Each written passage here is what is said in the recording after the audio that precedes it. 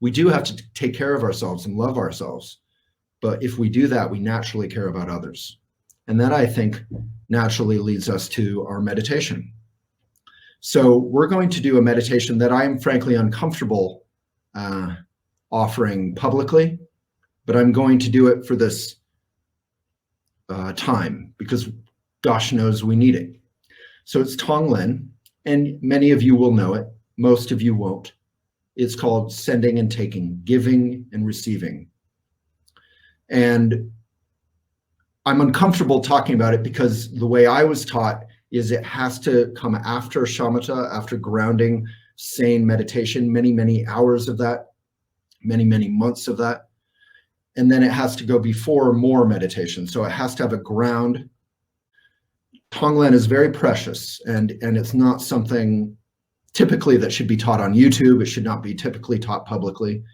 It has been taught on YouTube. It has been taught publicly.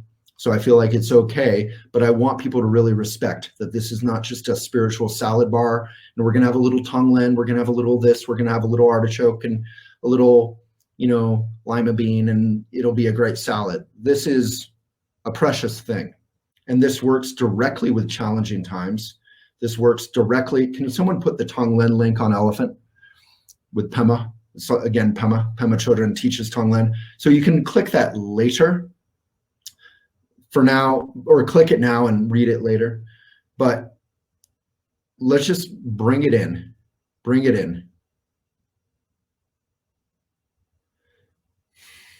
So we're going to do meditation, then Tonglen, then meditation. We're going to dedicate the merit before and after. This is not for us. This is for you. This is for all of us. Okay? Does that sound good? Let's say hi if we're in. So this will be 10 of the most boring minutes of your life. And from a Buddhist point of view, boredom is wonderful. Boredom is something you relax into, not that you avoid. Does anyone want to say hi? H-A-I? So boredom is something we relax into, not that we avoid.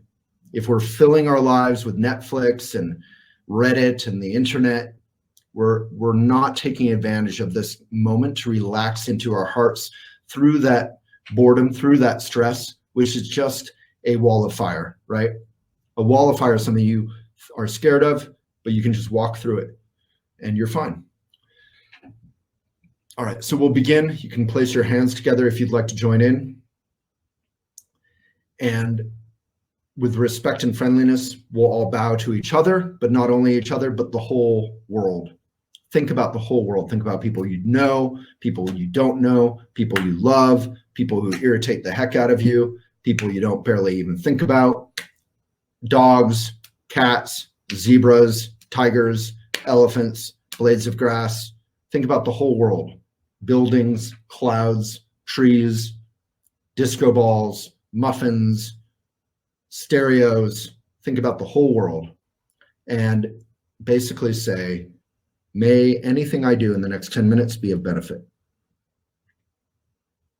So now we'll begin. So take a great posture. You can loosen up your shoulders. Eyes are open. That's very important. We're not closing off from the world. We're not doing some big spiritual thing. We're doing something as basic as brushing your teeth. Hopefully that's basic for all of us. Are all of you brushing your teeth? That's what I came here to talk about today. So take a great posture and then relax. So this is shamatha. We are going to strengthen our mind in the present moment. We are going to steady our mind in this time of uncertainty.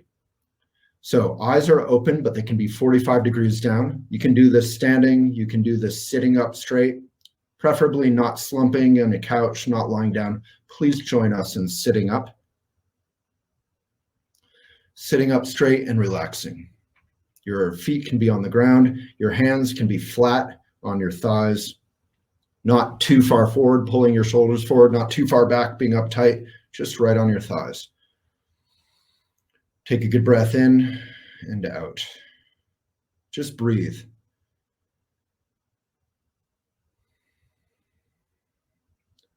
Your mouth can be open and relaxed.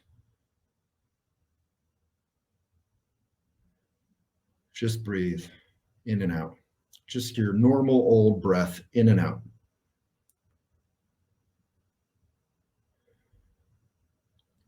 This is our opportunity to notice where we're caught up and neurotic and wake up.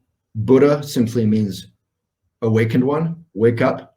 We just wake up, we awaken, and we come back to our breath.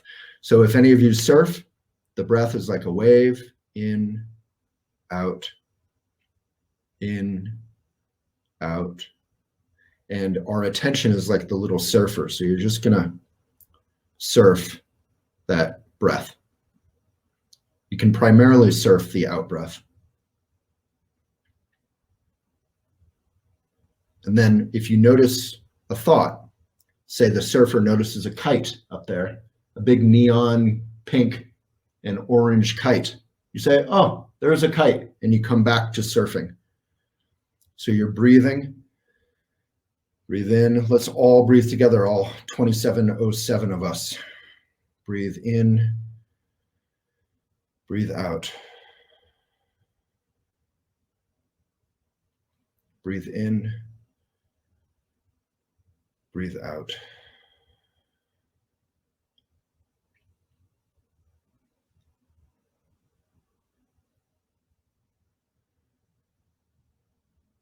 If you notice yourself thinking, that's just a kite. Is a kite bad? No. Is a kite good? Whatever. Just notice it, say thinking. Ah, I'm caught up in my thoughts. Thinking, and return your attention to your breath.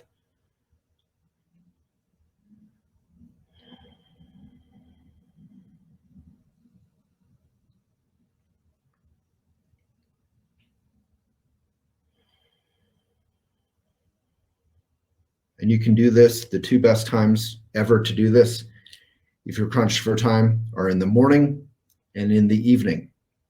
When you first wake up, do a couple minutes until you're grounded in your breath and you're present in your breath and you're no longer caught up in your dreams or the song in your head or the argument you had yesterday or what you want for breakfast, cinnamon toast and vegan Miyoko's butter, obviously, and really good coffee. You just notice those thoughts, come back to your breath. And then in the evening, right before you go to bed, if any of you are going through insomnia or stress, or you've had a busy day or whatever stuff is going on, notice that, thinking, come back to your breath.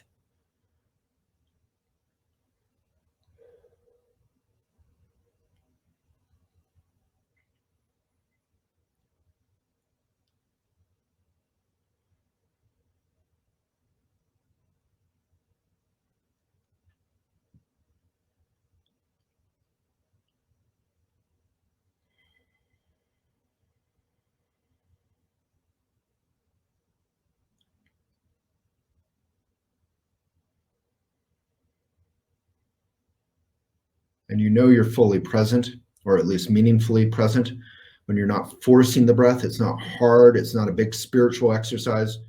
You're just lightly surfing.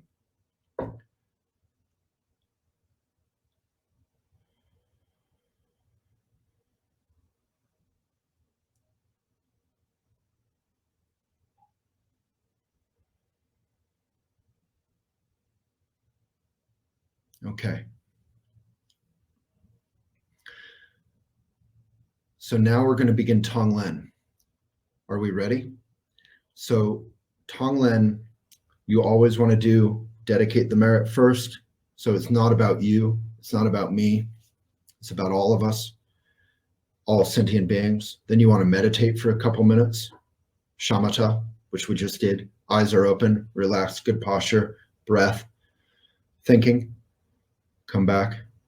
If you lose your mind, you come back. That's what I was taught. So you do shamatha for at least a couple minutes. So you're grounded. Otherwise, Tonglen can be too much emotion, too much solid conceptualized emotion. This is serious stuff. So a lot of people always say, well, with Tonglen, if I'm breathing in the hard stuff, the black stuff, the hot stuff, that's bad for me, right? That's a fine question, but no. We're transforming, we're transmuting. I'll get to that. But the fundamental ground is meditation and dedication. And that ground means that you're not keeping any of the intense energy that you're working with, you're letting it go. As they say, let go or be dragged. So Tonglen, now let's close our eyes. Are we all ready? Let's type height if we're feeling it, and let's start Tonglen. So this will just be a couple minutes. Please be attentive so that I can get through it relatively quickly. Height, height. Remember, it's joyful. We're here to have some joy together, some community. If you do have a phone with you and you're not using it to be on this call, please put it away face down. Let's just really give yourself this moment. Okay, Tonglen, let's close our eyes. And first, we're going to just put our attention on our breath. So when you breathe in, you're going to visualize black, hot, heavy, those three things. So you're going to, I like to visualize, it's almost like a coal furnace. It's black, it's hot, and it's heavy. It's seething with black, hot, heavy heat. I was a lumberjack in Vermont when I was 17, living at Carmichaeling and Barnet. And one morning, mindlessly, I went to stoke the big fire boilers, whatever they were called. We called them Dick and Deb after the local general store owners. So I probably opened Dick or Deb, and I forgot there was a safety catch. There was a safety release. I just opened it. Not a good idea. You're supposed to open it so it can breathe, and then you open it fully. I opened it just, and I looked in, and it was just black, hot, heavy, seething. And in that moment, I dropped to my feet, my knees. I just let go and dropped. And as I dropped, a roaring flame shot over my head. Barely avoided getting hit by the sudden rush of oxygen. So that's similar to what we're doing. We're looking at black, hot, heavy. There's almost no oxygen in there. So we're going to breathe in that black, hot, heavy. And don't worry, we're going to transmute it, we're going to transform it, and we're going to let it go. So none of it is going to stay with you. In fact, it's all going to transmute, transform, and become a blessing unto you and unto others. So breathe black, hot, heavy. And that takes some vulnerability, that takes some bravery. Do it. If you feel comfortable. If you don't, you can opt out. So breathe in black, hot, heavy. That is courage you're breathing in. Now breathe out white, light, cool, like a summer breeze, a spring breeze. It's moist with the melting snow. It's sunny. It's cool but warm. You have the heat of the sun, but the coolness of that moisture and that melting snow. So breathe out light, white, cool. Breathe in black, hot, heavy, all into your heart, and then breathe out white, light, cool. As you do this, you'll notice your posture improves, your heart opens up, and your bravery increases. Not macho bravery, but true, genuine bravery from your beautiful, beautiful, cheerful, broken heart, which is called empathy. Black, hot, heavy, white, light, cool. So now we're going to start very easy. You're going to think of a puppy dog. Everyone here loves puppy dogs, even if only conceptually. If you don't love puppy dogs, what's wrong with you? But if you do love puppy dogs, great. Visualize a beautiful little puppy dog. If you don't like puppy dogs, visualize your favorite flower, your favorite kitten, your favorite, something you really love no matter what. A cute little baby. Whatever it is, whatever is wholesome and that you just easily care about. We're not visualizing a person particularly, just something, every time you see it, you feel happy. So I'm going to visualize a cute little puppy, like my dog Redford when he was a cute little puppy. So breathe in breathe in black, hot, heavy. Breathe out white, light, cool. So it's easy to care for that little puppy. If some cruel jerk were to hurt that puppy or kick that puppy, you would immediately, your heart would leap out of your chest with empathy, with compassion, with active love, right? Love is not passive. Empathy is not passive. You would immediately feel care and try to help that puppy or kitten or whatever it is you're visualizing. So visualize someone trying to hurt that puppy, but they're not going to, don't worry. And you are immediately going to breathe in the fear, the aggression, the care that is painful to feel, the brokenheartedness. Breathe in. Visualize that puppy. Someone's going to try to hurt it, and you're going to breathe in black, hot, heavy. Breathe out white, light, cool. And that white, light, cool is compassion, is saving, is helping, is protecting, is empathy, is love. Breathe out white, light, cool. Breathe in black, hot, heavy, caring, protecting, fear, anger, the anger of the person who might want to hurt that cute little puppy. Breathe that in. And breathe out white, light, cool. As you do so, you're acting with love and you're helping. So that's easy. All of us care about our puppies, right? Our kittens. Let's do something a little bit harder. Let's think about someone you love and you care for, whether it's someone you're in love with, or a parent, or a child, or a teacher, or a friend, or whomever it is. Think of one person you can easily feel love and care for. For many of us, that can be your mom. For some of us, our moms drive us nuts. So it's not our mom, but whoever it is, think of someone you love easily and you care for. And you're going to breathe in any fear or anger or distress or discomfort or irritation or anything that they're going through that is difficult or unpleasant. Okay, let's breathe in black, hot, heavy. And breathe out white, light, cool, comfort to them. Breathe in black, hot, heavy.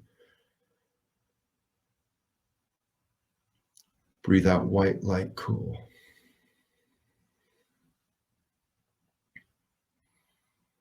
Breathe in black, hot, heavy.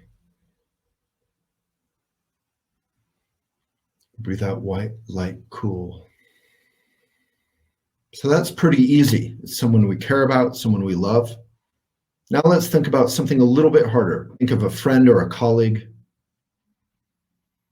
Breathe in black, hot, heavy. You want to help them out. You care about them. You may not love them, but you care about them. Breathe in any distress, any fear, any anger they might be going through. Breathe out white, light, cool.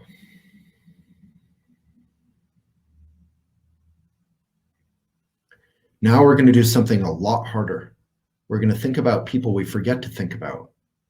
I don't know who that is in your life. It's literally whoever you forget to think about. It could be your barista. It could be your homeless gentleman or lady that you see randomly in a particular spot in your town. It could be your UPS driver. It could be anyone. It could be the postal clerk that you get irritated when there's a big line. Just someone, you don't dislike them, but you don't really think about them. So breathe in any discomfort or fear or anger, black, hot, heavy that they might be going through. Breathe out white, light, cool, relief to them. Let's do that again. Breathe in any, breathe out. Okay, now we're going to do something a lot harder. We're going to think about someone who irritates us, someone who we despise. It could be a political figure. It could be someone in our life who gets under our skin. It could be our lover if we're mad at them. It could be our child if we're irritated and we can't stand another day with them and their crazy tomfoolery. But really, think about someone who drives you nuts. And even for them, we're going to have compassion. So breathe in black, hot, heavy. Breathe out white, light, cool. Wish them happiness. Maybe if they were truly happy, they would stop being such a jerk. But it's unconditional. It's not about trying to change them. Breathe in black, hot, heavy. Breathe out white, light, cool. Now we're going to do something even bigger. So that cool is that compassion or that love that you feel for someone you love. It could be a puppy, it could be your mom, it could be your lover, someone you love. It could be Jane Goodall, it could be Mr. Rogers, it could be Greta Thunberg, someone most people in their right mind love. Dalai Lama, Desmond Tutu, Maya Angelou. That's that white light cool. Gosh, I'm glad you're around. Whoever that is. Pema Chodron. So breathe in black, hot, heavy. Breathe out white light cool. So now we're going to do something much bigger, not harder, but bigger. We're going to think about all sentient beings all over the planet. Kind of like when we were a kid and we sang, "It's a small world after all. It's a small world after all. It's a small world after all. It's a small world after all." And you visualized all these children of all colors and creeds holding hands all over the world. That's kind of what you're visualizing. All people everywhere. In India, in China, in South Korea, in Florida, in Brazil, in Lithuania, in Russia.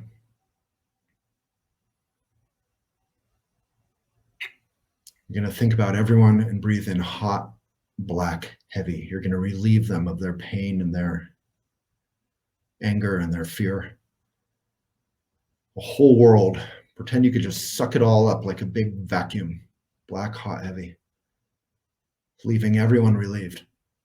Really breathe it all into your heart and then just simply let go, transform it into white, light, cool compassion. Send out white, light, cool to everybody. Let's do that again. Black, hot, heavy. Like the ultimate paper towel commercial where you suck up that mess on the kitchen island. Black, hot, heavy in. And then white, light, cool out. Like you're watering a parched plant. Black, hot, heavy in. White, light, cool out. So let's open our eyes for one moment. Just take a pause. So what are we doing here? We are transforming ego into love. We are transforming ego into love. What is ego? Ego is the mistaken notion that I am separate from you and that happiness is finite. So I need happiness and you can't have it because I need it. That if I need pie, you can't have pie. But what if there was enough pie for everybody? Yeah, this is loving kindness, meditation. So what if pushing away anger, which we have done our whole life? I don't want to be around you, you're angry. What about pushing away fear? I don't want fear, get away from me. What about pushing away discomfort or groundlessness? Get away from me. I call that gated community spirituality. There's a blog about that on Elephant. You're trying to get away from anything uncomfortable. Do people in gated communities enjoy their lives more? Remember MTV Cribs? I would always see these rich people and they'd have their own basketball court. And every time they'd show MTV Cribs into their basketball court, which is a fantasy of mine to have my own basketball court, guess what was happening on that basketball court every single time? It was empty. Nothing was happening. Echo, echo, basketball court, basketball court, basketball court. It was empty. And then you go to the crappy, cracked cement, weeds coming out of the cracked cement. The rim is like this. The chain is broken. The net is askew. The basketball hoop is slightly left to right. You go to the community court, like on top of Mission Hill where I lived, and there are dozens of people there. It was packed. That's community, right? That's what we call commonwealth. So the ego is the notion that I need to get away from everything that's hard. That's why many of us don't want to see the elderly. We don't want to see the homeless. We don't want to see the sick. That's literally what Siddhartha, the Buddha, does anyone know the story of Siddhartha, the Buddha? He was brought up in a world, the prince, the Buddha prince, he was brought up in a world without sickness, without disease, without death, without poverty. He was kept inside the palace walls so that he could never see any of that stuff. But what did he do? He longed for fresh air. That's what we all do. Our basic goodness longs for fresh air. We get our Netflix, we get our burrito, we get our ice cream, we get our movie, we get our cozy blankets, right? That's cozy. I love cozy. I love blankets. I love vegan ice cream. I love my burritos. You get everything you want. That's ego, right? You get everything you want. But then if you have to do it forever, like Siddhartha in his palace, what do you want to do? You can only have so many burritos and ice cream and movies before you want to do what? You want fresh air. You want to open up the window. You want to go outside. So Siddhartha the Buddha wanted to know about suffering. He wanted to know about old age. He wanted to know about sickness. He wanted to know about death and dying. Not because he was morbid, but because carpe diem, yop, right? Death and dying is part of life. So we want fresh air. So what if we reversed the logic of ego, which was getting away from anything uncomfortable? What if we reversed it and said, I welcome black, hot, heavy, and I give white, light, cool? Many of the happiest people we ever see in our life are about service, right? Many of the happiest people we see in our lives are about service, are about being of benefit. That's our hashtag, may it be of benefit. Many of the happiest people we ever see are all about service. So Trungpa Rinpoche said, service is the ultimate smile. I love that quote. Service is the ultimate smile. Eleanor Roosevelt said that she grew up, she felt like she was ugly, she was made to feel like she was ugly, she was unhappy her whole life until she discovered volunteering and service. And when she discovered that, she said, I never want to do anything for the rest of my life other than serve, because finally I'm joyful. Yvon Chouinard said, if you're the founder of Patagonia, if you're truly selfish, you should be an environmentalist, right? So basically, if we connect my welfare with yours, then I can actually be happy. So in a way, it's kind of selfish. If you get rid of ego, it's actually selfish in a smart, in a kind way, to be kind. So Buddhism says, if you want to be unhappy, think only of yourself. If you want to be unhappy, think only of yourself. Buddhism says that. Buddhism says the corollary is, if you want to be happy, think first of others. You can think of yourself, care about yourself. That's Maitri. Read that blog if you want. But you think first of others. So that's service. So that's what we're doing here. Now let's conclude the Tonglen. So let's close our eyes again, and let's do the very toughest step right now. Let's visualize ourselves. Visualize Waylon in my case. Visualize yourself.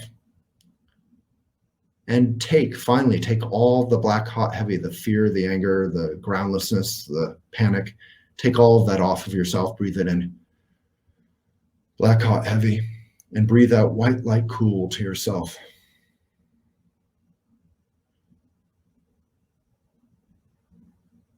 Really breathe it in and breathe it out. Now, let's take a good posture. So now let's just conclude with a few seconds of meditation. So moving on to shamatha. Remember, it's a shamatha sandwich. So we meditate, we do Tonglen, we meditate. So let's just meditate. Find your breath. Eyes are open now. Breathe in. Breathe out. We're going to let go of everything that just happened. Breathe in. Breathe out.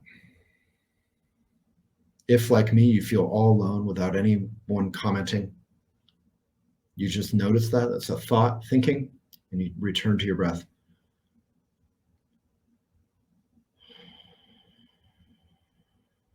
that kindness you just expressed for others, for the puppy, for the loved one, for the friend or colleague, for the enemy, for the whole world, even for yourself, that empathy you felt, we now bring that back into our present moment, into our breath, into nothing. We let it dissolve.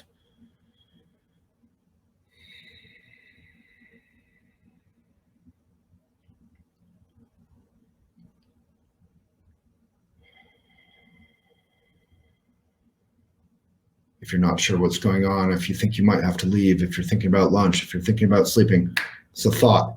Wake up to it. Just notice it and return to your breath.